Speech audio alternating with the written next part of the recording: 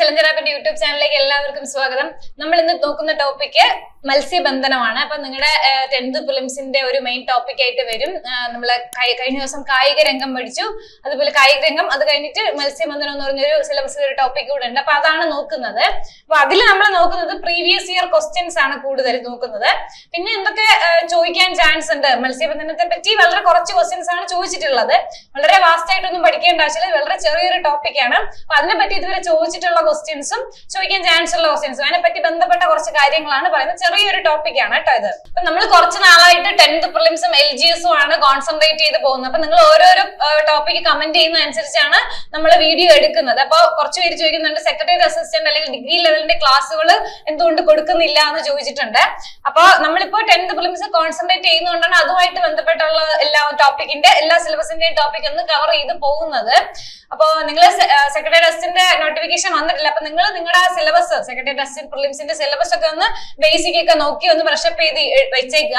അപ്പൊ നമ്മൾ അടുത്ത വീഡിയോകള് ഡിഗ്രി ലെവലിലുള്ള വീഡിയോകൾ ചെയ്യുന്നതായിരിക്കും. ഓക്കെ, അപ്പൊ നമ്മുടെ ഈ ഡിഗ്രി ലെവലായാലും 10th പ്രിലിംസ് ആയാലും അതിന്റെ ബേസിക് ക്ലാസ്സുകൾ നമ്മൾ സിലബസിലുള്ള ഓരോ ടോപ്പിക്കുകളെ പറ്റിയിട്ടുള്ള ക്ലാസ്സുകളാണ് കൊടുക്കുന്നത്. അപ്പൊ നിങ്ങൾക്ക് കൂടുതലായിട്ട് അതായത് ബേസിക് തൊട്ട് വേണം എന്നുണ്ടെങ്കിൽ നമുക്ക് ചലഞ്ചർ ആപ്പില് എല്ലാ കോഴ്സുകളും പ്രൊവൈഡ് ചെയ്യുന്നുണ്ട്. ഡെയിലി എക്സാംസും മന്ത്ലി എക്സാംസും എല്ലാത്തിന്റെയും PDF-ഉം SCRT നോട്ട്സ് ഉൾപ്പെടെയുള്ള ബേസിക് ക്ലാസ്സുകൾ പ്രൊവൈഡ് ചെയ്യുന്നുണ്ട്.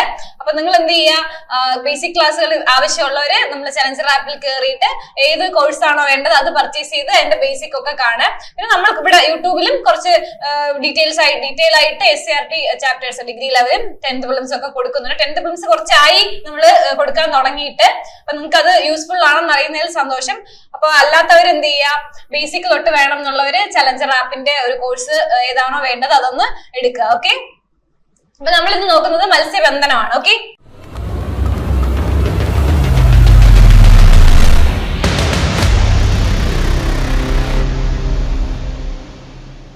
മത്സ്യബന്ധനം എന്ന് പറയുന്നത് ഒരു പ്രാഥമിക മേഖലയിൽ വരുന്നതാണ്. ഓക്കെ, അപ്പൊ നിങ്ങൾക്ക് ചിലപ്പോൾ സ്റ്റേറ്റ്മെന്റ് ക്വസ്റ്റ്യൻസിൽ വരാം ഇതിന്റെ ഏത് മേഖലയിലാണ് വരുന്നത്. പ്രാഥമിക മേഖലയിലാണ് വരുന്നത്.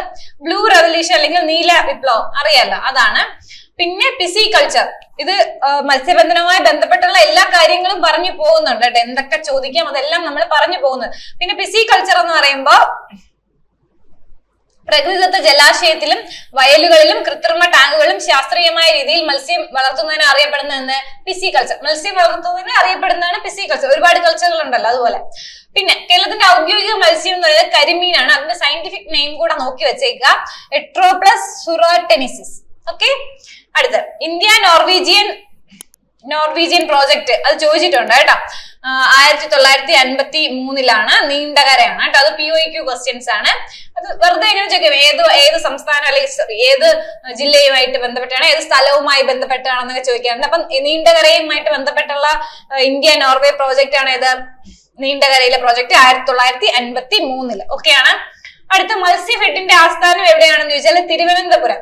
ഇങ്ങനെയുള്ള കുഞ്ഞു ക്വസ്റ്റ്യൻസ് ആണ് ചോദിക്കുന്നത്. ഇനി ചിലപ്പോ നമുക്ക് എന്ത് ചെയ്യാം, സ്റ്റേറ്റ്മെന്റ് ക്വസ്റ്റ്യൻസ് ചോദിക്കാം. പിന്നെ എന്താണ് ഞാൻ എപ്പോഴും പറയുന്നത്, ഇപ്പൊ കഴിഞ്ഞ ക്ലാസ്സിൽ കായിക രംഗം നോക്കിയപ്പോഴും കായിക രംഗത്തിലൊക്കെ ചോദിച്ചിട്ടുള്ള പ്രീവിയസ് ഇയർ ക്വസ്റ്റ്യൻസും ചോദിക്കാൻ ചാൻസ് ഉള്ളതാണ് നമ്മൾ പറയുന്നത്.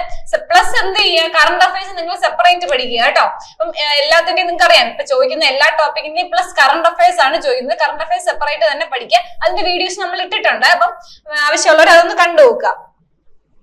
പിന്നെ central marine fisheries research institute എവിടെയാണ്, പനങ്ങാട്, കൊച്ചിയാണ്. Central marine fisheries research institute എവിടെയാണ്, പനങ്ങാട്, കൊച്ചിയാണ്. ഇങ്ങനെ ഒരുപാട് സ്ഥലങ്ങളുടെ ആസ്ഥാനങ്ങൾ ചോദിക്കാറുണ്ട്. ചിലപ്പോൾ ചേരുംപടി ചേർക്കാനായിരിക്കും, ഏതിന്റെങ്കിലും പലതിന്റെയും ഒന്ന് മത്സ്യബന്ധനം അല്ലെങ്കിൽ വേറെ ഒന്ന് എന്തെങ്കിലുമൊക്കെ വെച്ചിട്ട് ചേരുംപടി ചേർക്കാൻ ചോദിക്കാം.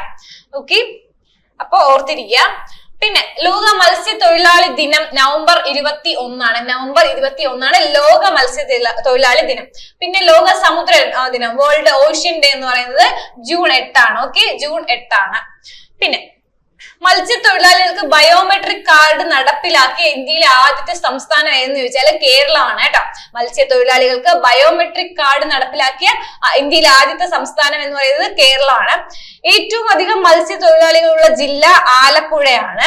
ഉൾനാടൻ മത്സ്യത്തൊഴിലാളികൾ ഏറ്റവും ഉള്ള ജില്ല എറണാകുളം. കൺഫ്യൂസിംഗ് ആയിട്ട് വരുന്ന ഒരു 3 ക്വസ്റ്റ്യൻ ആണിത്. പിന്നെ കടലിനെ ആശ്രയിച്ച് കഴിയുന്ന മത്സ്യത്തൊഴിലാളികൾ ഏറ്റവും കൂടുതൽ ഉള്ള ജില്ല തിരുവനന്തപുരം. അപ്പൊ ഏതൊക്കെയാണ് ഏറ്റവും അധികം മത്സ്യത്തൊഴിലാളികളുള്ള ജില്ല എന്ന് വെച്ചാൽ ആലപ്പുഴയാണ് ഏറ്റവും അധികം മത്സ്യത്തൊഴിലാളികളുള്ള ജില്ല. ഉൾനാടൻ മത്സ്യത്തൊഴിലാളികൾ ഏറ്റവും കൂടുതലുള്ള ജില്ല എന്ന് വെച്ചാൽ എറണാകുളമാണ്. അപ്പം നമ്മുടെ കടലുമായിട്ടില്ല, ഉൾനാടൻ മത്സ്യത്തൊഴിലാളികൾ ഏറ്റവും കൂടുതലുള്ള ജില്ല ഏതാണ്? എറണാകുളമാണ്. കടലിനെ ആശ്രയിച്ച് കഴിയുന്ന മത്സ്യത്തൊഴിലാളികൾ ഏറ്റവും കൂടുതൽ എവിടെയാണ്? തിരുവനന്തപുരത്താണ്. ഓക്കെ, അപ്പം തീരദേശം ഇവിടെ കൂടുതലും ഉൾനാടനല്ല, തിരുവനന്തപുരത്ത് കൂടുതൽ ഉൾനാടനല്ല, തീരദേശവുമായിട്ട് ബന്ധപ്പെട്ട് കടലുമായിട്ട് ബന്ധപ്പെട്ടുള്ള മത്സ്യത്തൊഴിലാളികളാണ് കൂടുതലെന്ന് ഓർത്തിരിക്കുക. ഉൾനാടൻ എവിടെയാണ്? എറണാകുളത്താണ്. ഓക്കെ, അടുത്ത് മത്സ്യങ്ങൾക്ക് വേണ്ടി ഇന്ത്യയിൽ ആദ്യമായി ആശുപത്രി ആരംഭിച്ചത് കൊച്ചിയിലാണ്. എവിടെയാണ്? കൊച്ചിയിലാണ്. ലോകത്തിൽ ഏറ്റവും കൂടുതൽ മത്സ്യം ഉൽപ്പാദിപ്പിക്കുന്ന രാജ്യങ്ങൾ ഇന്ത്യയുടെ സ്ഥാനം എന്താണ്? 2ാം സ്ഥാനമാണ്. 1ാം സ്ഥാനം ചൈനയ്ക്കാണ് കേട്ടോ. ലോകത്തിൽ ഏറ്റവും കൂടുതൽ മത്സ്യം ഉൽപ്പാദിപ്പിക്കുന്ന രാജ്യങ്ങൾ ഇന്ത്യയുടെ സ്ഥാനം 2ാം സ്ഥാനമാണ്. കേരളത്തിൽ നിന്ന് ഏറ്റവും കൂടുതൽ കയറ്റുമതി ചെയ്യുന്ന മത്സ്യം ചെമ്മീൻ. കൂടുതൽ ലഭിക്കുന്നത്, അതായത് നമുക്ക് കേരളത്തിന്റെ തീരത്ത് നിന്ന് ഏറ്റവും കൂടുതൽ ലഭിക്കുന്നത് ഏതാണ്? മത്തി അല്ലെങ്കിൽ ചാള. ഓക്കെ, കയറ്റുമതി ചെയ്യുന്നത് ചെമ്മീനാണ്. അപ്പം ചെമ്മീനാണല്ലോ നമുക്ക് സ്ഥിരമായിട്ട് അറിയാം, ചെമ്മീനാണ് കൂടുതൽ ആൾക്കാർക്ക് എക്സ്പോർട്ട് ചെയ്യുന്നത്. അപ്പൊ പക്ഷെ നമുക്ക് ഏറ്റവും കൂടുതൽ ലഭിക്കുന്നത് എന്താണ്? മത്തിയാണ്. അടുത്തത് മത്സ്യത്തൊഴിലാളികൾക്ക് ബയോമെട്രിക് കാർഡ് സംവിധാനം നടപ്പിലാക്കിയത് കേരളമാണ്. നമ്മൾ നേരത്തെ പറഞ്ഞിരുന്നു. കേരളത്തിലെ ആദ്യ മാതൃകാ മത്സ്യബന്ധന ഗ്രാമം ഏതാണ്? കുമ്പളങ്ങിയാണ് കേട്ടോ. കേരളത്തിലെ ആദ്യ മാതൃകാ മത്സ്യബന്ധന ഗ്രാമം കുമ്പളങ്ങിയാണ്. സിനിമ ഉണ്ടല്ലോ, അപ്പൊ അത് ഓർത്താൽ മതി, അതിൽ മീൻ പിടിക്കുന്നതൊക്കെ ഉണ്ട്, അപ്പൊ നമുക്ക് അങ്ങനെ ഓർത്തിരിക്കാം. കേരളത്തിലെ ആദ്യ മാതൃകാ മത്സ്യബന്ധന ഗ്രാമം ഏതാണ്? കുമ്പളങ്ങിയാണ് കേട്ടോ. കൊല്ലം ജില്ലയിലെ പ്രധാന മത്സ്യബന്ധന കേന്ദ്രങ്ങൾ നീണ്ടകര, ശക്തികുളങ്ങര. നീണ്ടകര നേരത്തെ പറഞ്ഞു, ഇന്ത്യ നോർവേ പ്രോജക്റ്റുമായിട്ട് ബന്ധപ്പെട്ടുള്ള ചോദിക്കുന്ന ക്വസ്റ്റ്യൻ ആണ് നീണ്ടകര. ചെറുവത്തൂർ മത്സ്യബന്ധന തുറമുഖം എവിടെയാണെന്ന് വെച്ചാൽ കാസർഗോഡാണ്. ചെറുവത്തൂർ മത്സ്യബന്ധന തുറമുഖം എവിടെയാണ്? കാസർഗോഡാണ്. ഏറ്റവും കൂടുതൽ മത്സ്യസമ്പത്തുള്ള സമുദ്രം പസഫിക് സമുദ്രമാണ്. മത്സ്യങ്ങൾ ഇല്ലാത്ത കടല് ചാവുകടൽ. ഓക്കെ, ലക്ഷദ്വീപിലെ പ്രധാന വ്യവസായം എന്താണെന്ന് വെച്ചാൽ മത്സ്യബന്ധനമാണ്. അപ്പൊ ചെറുവത്തൂർ മത്സ്യബന്ധന തുറമുഖം എവിടെയാണെന്ന് വെച്ചാൽ കാസർഗോഡാണ്. ഏറ്റവും കൂടുതൽ മത്സ്യസമ്പത്തുള്ള സമുദ്രം ഏതാണ്? പസഫിക് ആണ്. മത്സ്യങ്ങൾ ഇല്ലാത്ത കടല് ചാവുകടലാണ്. അടുത്ത് ലക്ഷദ്വീപിൽ പ്രധാന വ്യവസായം മത്സ്യബന്ധനമാണ്. മത്സ്യക്കൂട്ടങ്ങളുടെ സ്ഥാനം നിർണ്ണയിക്കാനായി ഉപയോഗിക്കുന്ന ശബ്ദ തരംഗം ഏതാണെന്ന് വെച്ചാൽ അൾട്രാസോണിക്. മത്സ്യക്കൂട്ടങ്ങളുടെ സ്ഥാനം നിർണ്ണയിക്കുന്നതിനായിട്ട് ഉപയോഗിക്കുന്ന ശബ്ദ തരംഗം ഏതാണ്? അൾട്രാസോണിക് ആണ്. ഈ അൾട്രാസോണിക് ശബ്ദങ്ങൾ ഉപയോഗിച്ച് മത്സ്യക്കൂട്ടങ്ങളുടെ സ്ഥാനം നിർണ്ണയിക്കുന്ന ഉപകരണമാണ് ഇത് സോണാർ എന്ന് പറയുന്നത്. ഓക്കെ, അത് ചോദിച്ചിട്ടുണ്ട്, ഇനിയും ചോദിക്കാൻ ചാൻസ് ഉണ്ട്. അടുത്ത് മത്സ്യത്തിൽ നിന്ന് ലഭിക്കുന്ന പ്രധാന മൂലകം കാൽസ്യം. പ്രധാന പോഷണം എന്താണ്? മാംസ്യം അല്ലെങ്കിൽ പ്രോട്ടീൻ. അടുത്തത് ഫിഷറീസ് അനുബന്ധ വിഷയങ്ങൾക്കായി മാത്രം സ്ഥാപിച്ച ഇന്ത്യയിലെ ആദ്യ സർവകലാശാല കേരള മത്സ്യബന്ധന സമുദ്ര സർവകലാശാല എവിടെയാണെന്ന് ചോദിച്ചാൽ എവിടെയാണ്? കൊച്ചിയിലാണ് കേട്ടോ. അടുത്ത കുഫൂസ് ഇനാഗുറേഷൻ എന്നാണ് നടന്നത് 2011 ഫെബ്രുവരി 20. കുഫൂസ് എന്ന് പറഞ്ഞാൽ Kerala university of fisheries and ocean studies, കൊച്ചിയിലാണ്. Kerala university of fisheries and ocean studies KUFOS എന്താണ് ഇനാഗുറേഷൻ എന്ന് വെച്ചാൽ 2011 ഫെബ്രുവരി 20. ഓക്കെ, നിയമസഭ അത് പാസ്സാക്കിയത് 2010 ഡിസംബർ 30. പക്ഷേ സ്ഥാപിതമായത് എന്നു ചോദിച്ചപ്പോ PSCയുടെ ആൻസർ എന്തായിരുന്നു? 2010 ആണ്. നിയമസഭ പാസ്സാക്കിയതാണ് 2010, പക്ഷെ PSCയുടെ ആൻസർ എന്താണ് കൊടുത്തിരുന്നത്? 2010 ആണ്. അപ്പൊ അതുകൊണ്ടാണ് അത് പറയുന്നത്. പക്ഷെ ഇനാഗുറേഷൻ എന്നായിരുന്നു 2011. ഓക്കെ, അടുത്തത് ട്രോളിംഗ് ആണ്. ട്രോളിംഗ് എല്ലാവർക്കും അറിയാം. മത്സ്യബന്ധനം ആ സമയത്ത് നമുക്ക് മീൻ പിടിക്കാൻ പോകാൻ പറ്റത്തില്ല. ഓക്കെ, ട്രോളിംഗ് നിരോധനം ഇന്ത്യയിൽ നടപ്പിലാക്കിയ വർഷം 1988. എവിടെയാണ് ആദ്യമായിട്ട് പ്രാബല്യത്തിൽ വന്നത്? കൊല്ലം ജില്ലയിലാണ്. ഓക്കെ, കൊല്ലം ജില്ലയിലാണ്. ഇത് എന്താണ് ട്രോളിംഗ് എന്ന് വെച്ചാല് ചാള, അയല തുടങ്ങിയ മത്സ്യങ്ങളുടെ പ്രജനന സമയമായ മൺസൂൺ കാലത്താണ് ഈ നിരോധനം ഏർപ്പെടുത്തുക. നിരോധന കാലത്ത് തീരത്ത് നിന്നും 22 കിലോമീറ്റർ ദൂരം വരെ മത്സ്യബന്ധനം അനുവദിക്കുകയില്ല. ഏകദേശം 50 ദിവസ കാലയളവിലേക്കാണ് ഈ നിരോധനം നടപ്പിലാക്കുന്നത്. എന്തുകൊണ്ടാണ്? ഈ ചാള, അയല തുടങ്ങിയ മത്സ്യങ്ങളുടെ പ്രജനന സമയമായതുകൊണ്ട് അപ്പൊ മീൻ പിടിക്കാനായിട്ട് സമ്മതിക്കത്തില്ല. എത്ര കിലോമീറ്റർ ആണ്? 22 കിലോമീറ്റർ ദൂരം. ഓക്കെ, എത്ര ദിവസത്തേക്കാണ്? ഏകദേശം 50 അത് വേരി ചെയ്യാം. ഏകദേശം 50 ദിവസ കാലയളവിലേക്കാണ് കേട്ടോ. ചിലപ്പോൾ സ്റ്റേറ്റ്മെന്റ് ക്വസ്റ്റ്യൻസ് ആയിട്ട് ചോദിക്കാൻ ചാൻസ് ഉള്ള ഒരു ക്വസ്റ്റ്യൻ ആണ് കേട്ടോ. അടുത്ത പിന്നെ കുറച്ച് നമ്മൾ എവിടെയൊക്കെയാണ് അതിന്റെ ആസ്ഥാനങ്ങൾ എന്നാണ് നോക്കുന്നത്.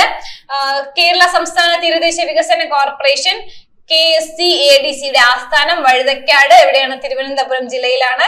National institute of fisheries administration NIFAM, national institute of fisheries administration എവിടെയാണ്? തിരുവനന്തപുരം ജില്ലയിലാണ്.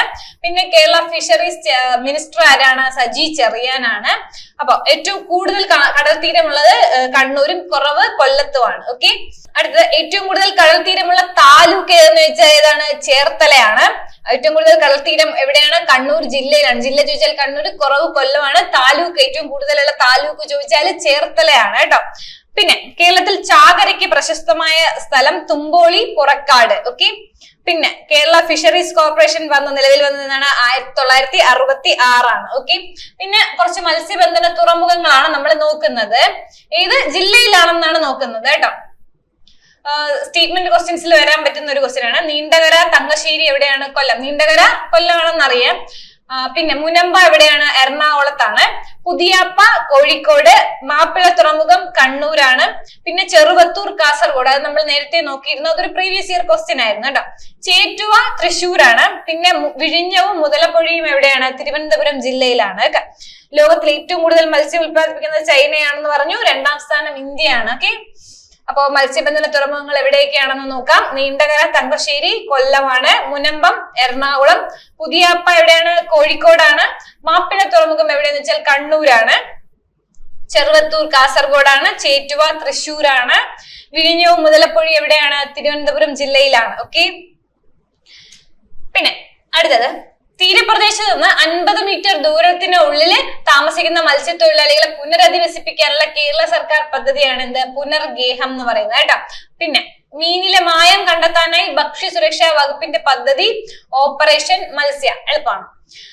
ഇതൊക്കെ കുറച്ച് നാള് മുന്നേ വന്ന പദ്ധതികളാണ് കേട്ടോ. അപ്പൊ അത് മത്സ്യവുമായിട്ട് ബന്ധപ്പെട്ടത് കൊണ്ട് എടുത്തു കൊടുത്തിരിക്കുന്നേ ഉള്ളൂ കേട്ടോ. മീനിലെ മായം കണ്ടെത്താൻ ഭക്ഷ്യസുരക്ഷാ വകുപ്പിന്റെ പദ്ധതി ഓപ്പറേഷൻ മത്സ്യാണ്. മത്സ്യബന്ധന മേഖലയുടെ പുരോഗതി ലക്ഷ്യമാക്കിക്കൊണ്ട് കേന്ദ്ര സർക്കാർ ആരംഭിച്ച പദ്ധതിയാണ് പ്രധാനമന്ത്രി മത്സ്യസമ്പാദ്യ യോജന. പിന്നെ ചോദിക്കാവുന്നത് എന്താണ്? സീ ഫുഡ് പാർക്ക് എവിടെയാണ്? അരൂരാണ് സീ ഫുഡ് പാർക്ക്. നമ്മൾ മത്സ്യബന്ധനവുമായിട്ട് ബന്ധപ്പെട്ടുള്ള എല്ലാ ക്വസ്റ്റ്യൻസും നോക്കി പോകുന്നേ ഉള്ളൂ കേട്ടോ. അടുത്ത്, ഇന്ത്യയിൽ മത്സ്യബന്ധനത്തിൽ ഉത്പാദനത്തിൽ ഏറ്റവും മുന്നിൽ നിൽക്കുന്ന സംസ്ഥാനം ഏതെന്ന് ചോദിച്ചാൽ ആന്ധ്രാപ്രദേശ് ആണ്. 2 വെസ്റ്റ് ബംഗാളാണ്. 3 ഗുജറാത്ത് ആണ്. 4 കേരളമാണ്. ഇത് ഇടയ്ക്കിടയ്ക്ക് അങ്ങോട്ടും ഇങ്ങോട്ടും മാറിക്കൊണ്ടിരിക്കും കേട്ടോ. അപ്പൊ നിങ്ങള് എക്സാം സമയമാകുമ്പോ ഒന്നുകൂടി ഒന്ന് നോക്കിക്കോളുക മാറിയിട്ടുണ്ടോ എന്ന്. അപ്പൊ എന്താണ്, കുറച്ച് ദിവസം മുന്നേ എന്തായിരുന്നു? തമിഴ്നാടായിരുന്നു 3ാം സ്ഥാനം, 2ാം സ്ഥാനം. പിന്നെന്താണ്? ഗുജറാത്ത് 1ാം സ്ഥാനം ഒക്കെ ആയിരുന്നു. ഇപ്പൊ ആന്ധ്രാപ്രദേശ്, വെസ്റ്റ് ബംഗാൾ, ഗുജറാത്ത്, കേരളം. കേരളം കുറച്ച് നാളായിട്ട് 4ാം സ്ഥാനത്ത് തന്നെയാണ്. അപ്പൊ നിങ്ങൾ ഒന്നുകൂടി ഒന്ന് കൺഫേം ചെയ്യണം എക്സാമിന് മുന്നേ. അപ്പൊ ഇത്രയാണ് നമുക്ക് മത്സ്യബന്ധനവുമായി ബന്ധപ്പെട്ടുള്ളത്. ഒരു വളരെ ചെറിയൊരു ടോപ്പിക്കാണ്, പക്ഷെ നമ്മുടെ ആ സിലബസിൽ ഉണ്ട്. പ്ലസ് എന്ത് ചെയ്യാം? കറണ്ട് അഫയേഴ്സ്, മത്സ്യബന്ധനവുമായിട്ട് ബന്ധപ്പെട്ടുള്ള എന്തെങ്കിലും കറണ്ട് അഫയേഴ്സ് അല്ലെങ്കിൽ എന്തെങ്കിലും പദ്ധതികൾ ചിലപ്പോൾ വന്നിട്ടുണ്ട്. അപ്പൊ നമ്മള് കറണ്ട് അഫയേഴ്സിന്റെ പ്രത്യേകം ക്ലാസ് കൊടുത്തിട്ടുണ്ട്. അപ്പൊ അതിൽ നോക്കി കണ്ടുപിടിക്കുക. പ്ലസ് കറണ്ട് അഫയേഴ്സ്, ഇത് മാത്രം മത്സ്യബന്ധനത്തിന് പഠിച്ചിട്ട് പോകരുത്. പ്ലസ് കറണ്ട് അഫയേഴ്സ്, ഏതൊരു ടോപ്പിക്ക് പഠിക്കുമ്പോഴും പ്ലസ് എന്ത് ചെയ്യുക? കറണ്ട് അഫയേഴ്സ് കൂടെ നോക്കിയിട്ട് പോവുക. മത്സ്യബന്ധനം വളരെ ചെറിയൊരു ടോപ്പിക്കാണ്. ഓക്കെ, അപ്പൊ എല്ലാവരും നന്നായിട്ട് നോക്കിയിട്ട് പോവുക, നന്നായിട്ട് പഠിക്കുക, നന്നായിട്ട് എക്സാം എഴുതുക. All the best. Thank you.